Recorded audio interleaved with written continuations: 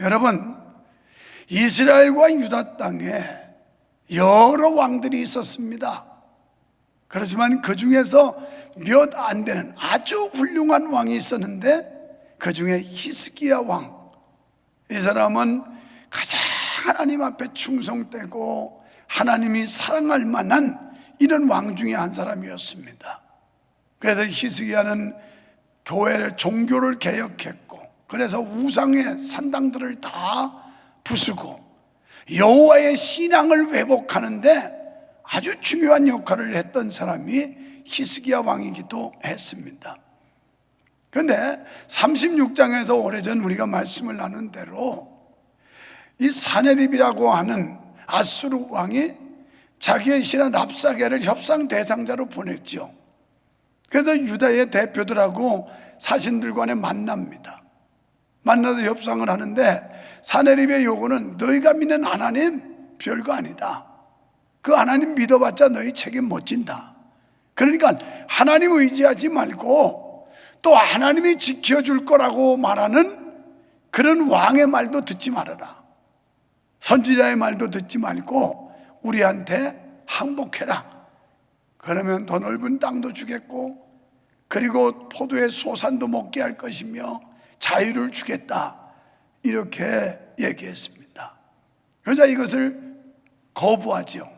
그럴 수 없다고. 그랬더니 랍사게가 가면서 하는 얘기가, 너희 나라 좋지 못할걸? 이제 우리가 침공할 건데, 그러면 이 나라는 영락없이 망하게 될 텐데, 막 이러면서 잔뜩 겁을 줬어요. 여러분, 성경의 역사로 보나 오늘 우리의 현실로 보나 이 악한 사상들과 안티들은 어떻게 해서라도 우리 신앙을 꺾어뜨리고 하나님과의 관계를 단절하고, 그리고 교회 목회자와 성도를 이간하고, 이래서 우리의 믿음을 떨어뜨리려고 하는 시도를 끊임없이 하고 있다는 것도 우리는 염두에 두어야 합니다. 자, 이 방국에 그렇다면 히스기야 왕은 어떻게 했는가에 대해서 말씀을 살펴보면서 은혜를 받고자 합니다.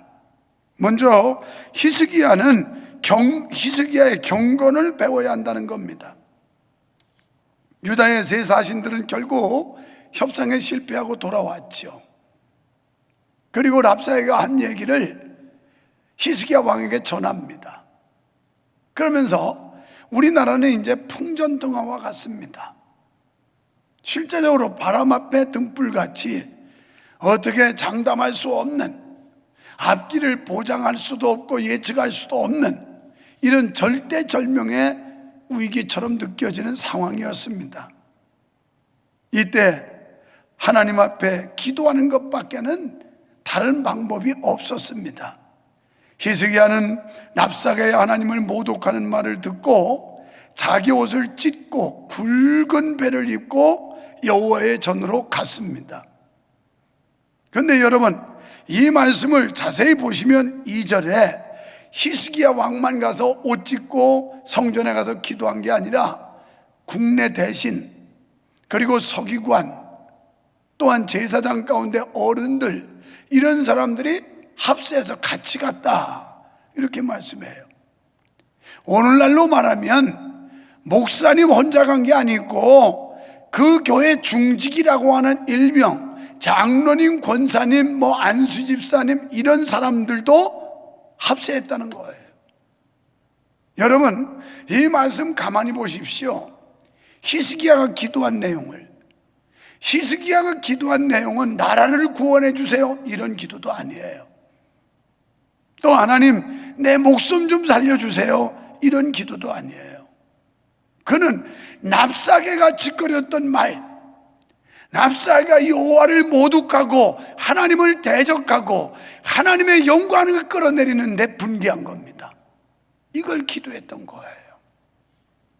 지금 히스기야가 기도하는 건 나라 구원해달라는 것도 아니고 자기 목숨 구해달라는 것도 아니고, 저 이방 족속 하나님을 모르는 자가 여호와 하나님을 모독하고 하나님을 대적하고 하나님의 백성을 희롱하는 이 행위에 대해서 참을 수가 없었던 거예요. 사랑하는 성도 여러분, 여러분과 제가 진정한 그리스도인이라면, 진정한 예수의 생명이 있는 사람이라면 이런 상황에 우리는 분개할 수 있어야 됩니다. 그게 진짜 믿는 사람이에요. 하나님의 영광을 끌어내리고 교회를 짓밟아버리고 성직자들을 짓이기는 이런 행위에 대해서 분개할 수 있어야 된다는 거예요. 분개. 아수르 왕이나 사신들이 저지른 신성 모독적 처사 때문이었습니다. 1절에서 히스기야가 견딜 수 없는 원통하고 분함을 참지 못해 옷을 찢을 정도로 슬퍼한 것은 국가의 운명 때문이 아니라 이 사내립과 납살가 하는 이 꼬라지, 여호와를 대적하고 하나님을 조롱하는 이 행위, 이걸 못 참겠다는 거예요. 이걸. 하나님을 경멸하고 아수르의 신보다 열등하다는 조롱은 하나님의 백성으로서 도무지 참을 수 없는 모독입니다. 여러분, 이 시대도 그러죠.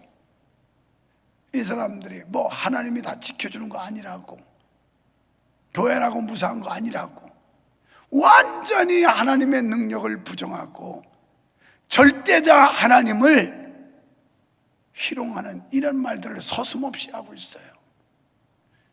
다니엘은 하나님이 지켜줄 줄 믿었어요. 그러나 그리 아니하실지라도 자기는 우상 앞에 무릎 꿇을 수 없었고 타협할 수 없었다는 게 다니엘의 신앙이었어요. 우리는 하나님이 지켜줄 줄 믿습니다. 그러나 그리 아니하실지라도 우리의 믿음을, 여호와 하나님의 영광을, 하나님의 권위를 포기할 수 없다라는 거예요.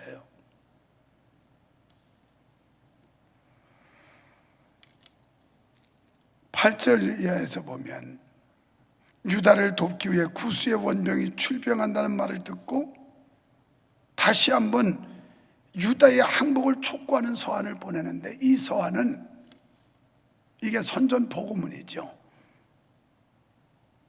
여기서도 하나님을 모독하면서 하나님을 의지해도 도움받지 못할 거라는 말을 합니다.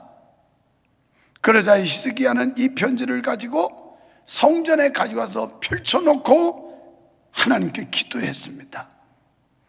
3절로 4절에서 보면 히스기야는 감찰하시는 하나님을 믿었어요. 저 납작의 입으로 짓거리는 저 소리를 하나님이 듣고 있다고는 믿었어요.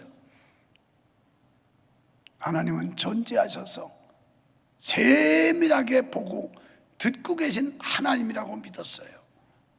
사람의 생각, 마음까지 들여다보시는 분이 하나님이라고 믿었던 겁니다. 그랬길래 그는 하나님 앞에 나가 기도할 수 있었습니다. 그렇습니다. 시편 139편 2절에 보면 하나님은 우리가 앉고 일어서는 것까지 다 하신다, 일거수일투족을 하신다는 거예요. 우리가 당하는 수모와 고난, 우리의 아픔을 다 하시는 하나님이신 줄로 믿습니다. 3절에서 히스기야는 그 당시 자기의 형편을 얘기해요. 아이를 낳고 싶지만 해산할 힘도 없습니다. 이 뱃속에 있는 아기를 낳아야 되는데 해산할 수 있는 힘도 없습니다. 이렇게 하나님 앞에 호소하고 있어요. 여러분, 군대로 보나 국력으로 보나 유다가 아수르라고 하는 당대의 강대국을 대응할 만한 힘이 없었어요. 아이를 낳고 싶지만 해산할 힘도 없는 히스기야의 시대 상황처럼 오늘 우리의 상황이 이런지도 몰라요. 그래서 이런 상황에서 하나님의 도우심이 아니고는, 하나님이 역사하지 않고는 우리는 이걸 감당할 수 없습니다 라고 하는 기도를 하고 있는 거예요. 어쩌면 여러분이 한 해를 살아가는데 이와 유사한 상황들을 만날 수도 있습니다. 피할 수도 없고 감당할 수도 없는 이런 상황들을 사업장에서, 직장에서, 또는 육체적 건강 문제에서 당할 수도 있지만 이런 때 우리는 히스기야처럼 하나님 앞에 엎드려 기도해야 될 줄로 믿습니다. 여러분, 그때 히스기야는 자기만 기도한 게 아니라 선지자 이사야에게 기도 부탁을 해요. 사람을 보내고, 여러분, 여기서 하나님의 권위를 인정하고 도움을 청한 그의 태도를 오늘 그리스도인들은 배워야 합니다. 그렇습니다. 하나님께서 부여하신 권위는 어떤 이유로도 파기될 수 없는 줄 믿습니다. 경건한 사람은요, 주의 종을 대접할 줄 압니다. 이 같은 삶을 살 때 자연히 하나님의 축복이 임합니다. 마태복음 8장 8절 9절에 보면 백부장이 자기 하인, 그것도 군대도 아니고 군사도 아니에요. 하인이에요, 하인. 그러니까 이거 죽으면 또 하나 데려오면 돼요, 그때 문화로. 그런데 하인이 병들어 죽게 되자 예수님께 찾아가요. 그리고 예수님한테 간청합니다. 기도합니다. 예수님께서 백부장의 믿음을 보시고 내가 오늘 너희 집에 신방을 가겠다, 요새 말로 이렇게 말씀을 해요. 아니옵니다. 그러실 필요 없습니다. 그건 신방을 거부한 게 아니고 공생의 사역으로 바쁘고 피곤하신 예수님 굳이 오실 필요 없습니다. 요새로 말하면 아유, 목사님 일정도 있고 바쁘신데 아유, 신방은요 그냥 전화를 해주셔도 됩니다, 이런 얘기예요. 그러면서 이 백부장이 뭐라고 그러냐면, 저도 제 수하에 부하가 있습니다. 그래서 이더러 오라면 오고 저더러 가라면 가는 그런 지휘관으로서 부하가 있습니다. 명령하면 따릅니다. 주님 말씀만 하시옵소서, 주님 명령만 하시옵소서, 그러면 그대로 될 줄로 믿습니다. 이게 백부장의 믿음이었어요. 주님의 권위를 최고로 높이는, 주님의 말씀에 능력 있고 역사가 나타날 걸 그대로 믿었어요.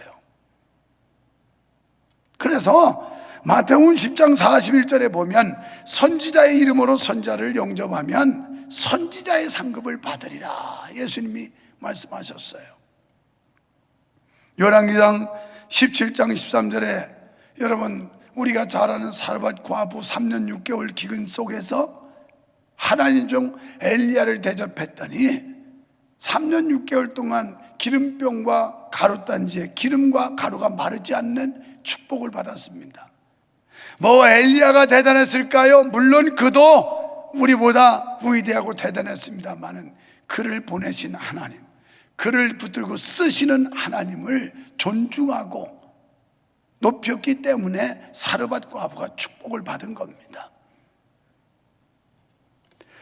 두 번째, 5절로 13절에서 이사야의 격려를 볼 수 있어요. 여러분, 곤경에 처한 사람에게는 격려밖에 필요한 게 없어요. 5절로 13절은 이사야가 히스기야에게 보낸 격려의 메시지입니다. 그는 자기 소견에 좋은 대로 히스기야에 말하지 않았어요. 하나님께서 주시는 말씀을 전했습니다. 이게 충성된 종이에요. 자기 말하는 게 아니라 하나님이 주시는 말씀, 하나님께서 전하라고 하는 말씀을 그대로 전했다라는 거예요. 그러나 오늘날 많은 사람들이 주인의 뜻과는 무관하게 자기 소견에 좋은 것을 말하고 있습니다. 여러분, 하나님의 역사는 인간의 생각을 초월하는 줄 믿으시기 바랍니다. 바울 사도가 외쳤듯이 우리는 그분의 판단을 측량할 수도 그 길을 찾을 수도 없습니다.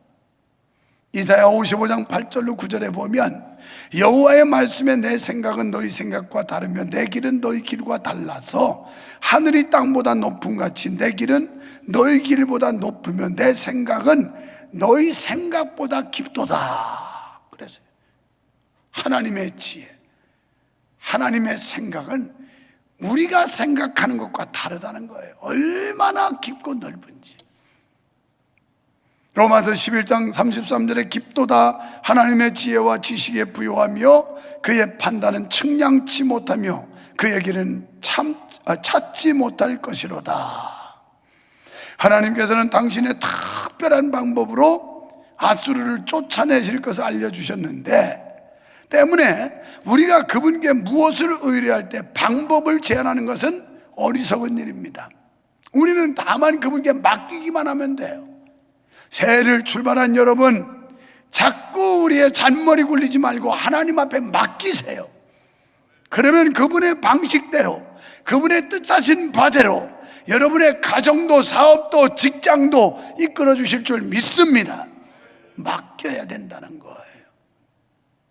이건 믿음이 있다는 거거든요. 믿지 못하는데 맡길 수 있겠어요? 우리 김종란 장로님을 내가 믿을 때 맡길 수 있고, 장로님이 유목사를 믿을 때 맡기지, 못 믿으면 절대 못 맡겨요. 단돈 10만 원도 못 맡겨요. 도둑놈 사기꾼 같은데 맡기겠어요? 못 맡기는. 우리가 믿는 하나님이 어떤 분인지를 알고 이 전지전능하신 하나님을 온전히 믿는 사람은 그분 앞에 모든 걸 전폭적으로 맡기게 될 줄 믿습니다. 여러분, 가정사의 모든 거 그냥 맡기세요. 건강도 맡기시고, 사업도 맡기시고, 가정도 맡기시고, 직장도 맡기시고, 자녀도 맡기시고, 다 맡겨요. 다 맡겨. 교회도 맡기시고, 다 맡겨. 이게 믿음이에요. 아수르 왕의 손에 여러 나라가 멸망한 건 사실입니다. 이게 이제 그 당시에 유다에도 위협적일 수 있어요. 왜냐하면 주변 국가들이 다 망했거든요. 그래서 지금 남진하면서 유다를 공격하겠다는 거거든요. 꼼짝없이 망할 수밖에 없는 상황이에요. 그걸 두려워하지 않을 수가 없는 그런 상황이었어요. 그러나 그 망한 나라들은 다 하나님이 없는 나라들이었다는 거예요. 유다는 하나님의 백성으로 하나님께서 붙들고 계시기 때문에 하나님이 지켜준다는 거예요. 여러분, 이 믿음 가지시기 바랍니다. 사람들이 힘들고 아우성치고 그러지만 하나님의 백성으로 여러분이 믿어지고 하나님의 확실한 백성만 되면 하나님이 붙들고 책임져 주신다는 거예요. 여러분, 주의 방패는 영원한 그리고 견고한 줄 믿으시기 바랍니다. 때문에 주의 날개 아래 피하면 안전합니다.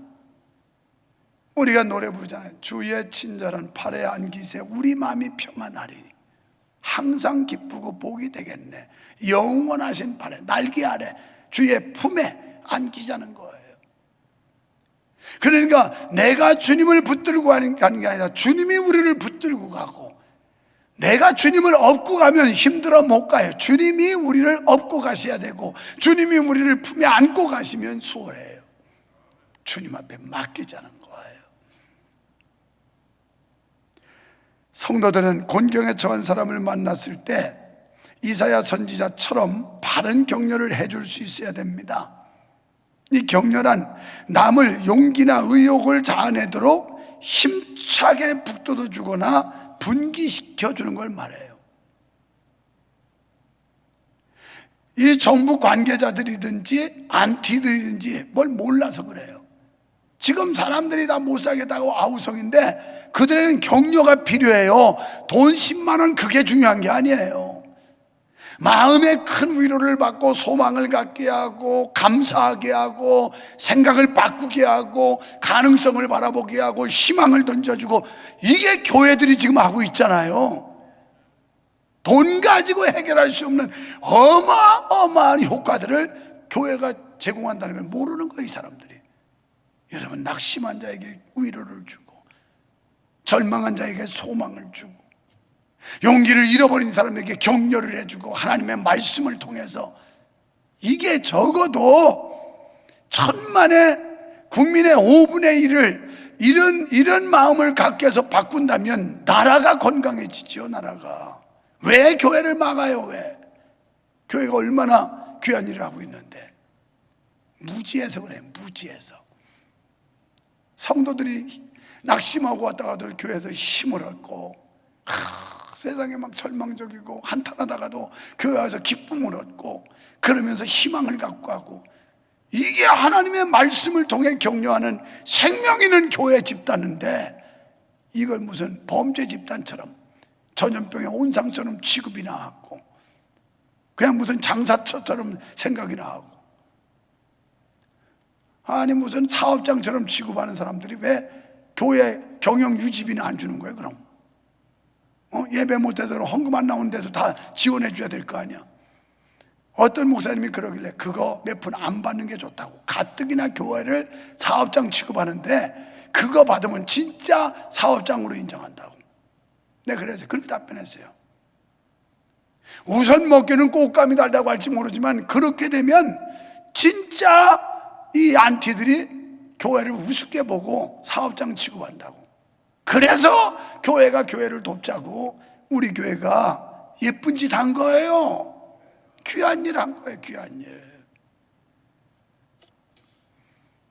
거기서 끝나지 않고 우리 지교회들, 또 우리 출신 교회들, 이 사람들까지 확대해서 또 오니까 이게 이 어려운 때라고 아우성 치는데 그건 1억 가까운 돈을 우리가 집행한다는 거, 엄청난 일을 하고 있는 거예요. 이게 무슨 정부가 할 수 있는 일이에요? 교회만이 할 수 있는 일이야. 교회만 용기를 주고 희망을 주고 계속 북돋아주면서 격려하고. 왜 이걸 모르냐고, 이 무지한 사람들아. 그래서 오죽하면 경찰서 하나 세우는 것보다, 파출소 하나 세우는 것보다 교회 하나 세우는 게 훨씬 낫다고 하는 거잖아요. 범죄를 줄이고 심성을 변화시키고 생각을 바꿔주고, 이 교회들이 하나님의 말씀을 통해서 하는 사역들 아니에요? 여러분, 어려움에 처했습니까? 기도하십시오. 그리고 사람에게 격려받을 기대하지 말고 하나님이 주시는 격려를 받으십시오. 말씀의 격려를 받으십시오. 말씀의 위로를 받으십시오. 성령의 격려를 받으십시오. 살만 납니다. 희망이 생깁니다. 용기가 솟아오릅니다. 할렐루야! 이걸 전하자고요. 이 마음 갖고 살자고요. 이 믿음 가지고 시작하자고요. 사랑하는 성도 여러분, 세상 소리, 마귀의 유혹에 귀 기울이지 말고 하나님의 말씀에 귀 기울이시고 주님 사랑하시고 교회 사랑하시고 성도 사랑하는 여러분 되시기를 주님의 이름으로 축원합니다.